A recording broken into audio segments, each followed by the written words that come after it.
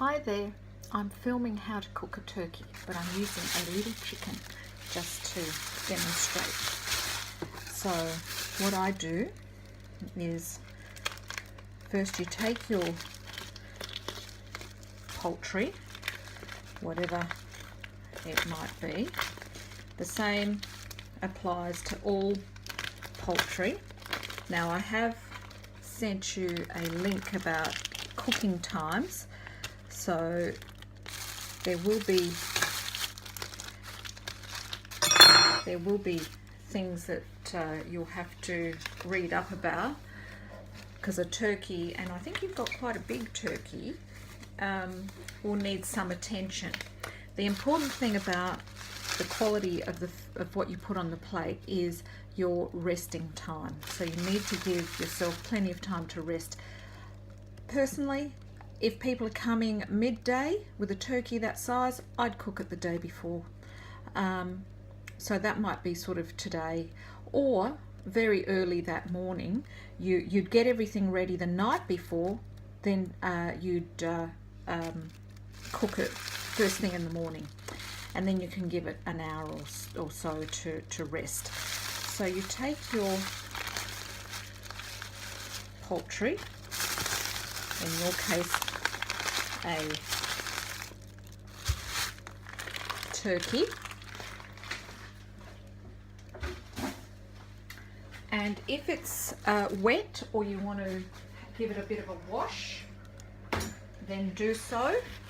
I'm not going to wash this one. This is an RSPCA prepared chicken, so they're pretty good.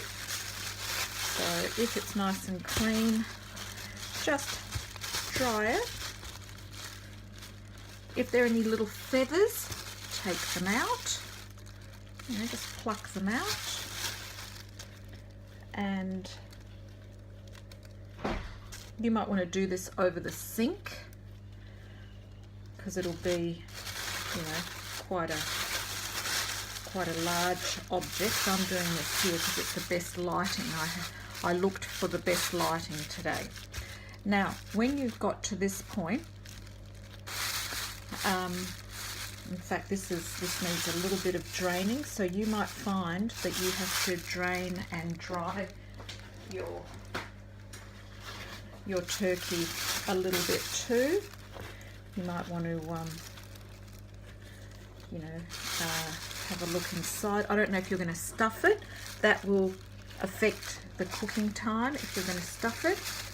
I tend not to stuff turkeys. If you want to make stuffing, just make your bread and sausage meat or whatever you want to do, and do it in a pan with your herbs and so on. Maybe mix an egg in there, or I wouldn't even bother. So, dry it up a little bit. Like I said, I like to do this over the sink, but I'm doing it here for the purposes of demonstration. Okay, I just brought the bin over a little bit closer. You still there? Hi. Okay, so this is all nice and clean. There's no feathers. Now you'll notice that the wings have been sort of folded back. This one came this way, but if it's not, if it's all loose like that, you don't want it loose. You just sort of fold the tip of the wing back so that it sits neatly in there.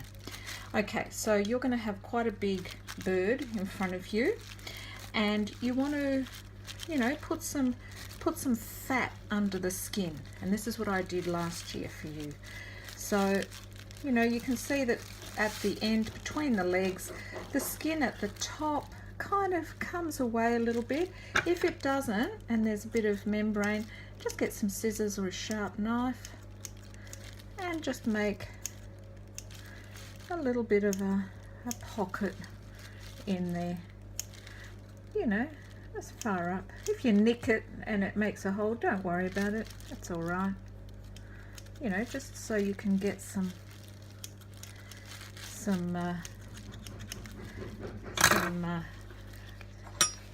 butter and so on in there.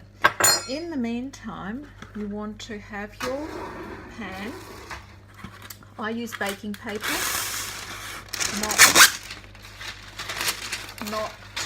I don't use alfoil.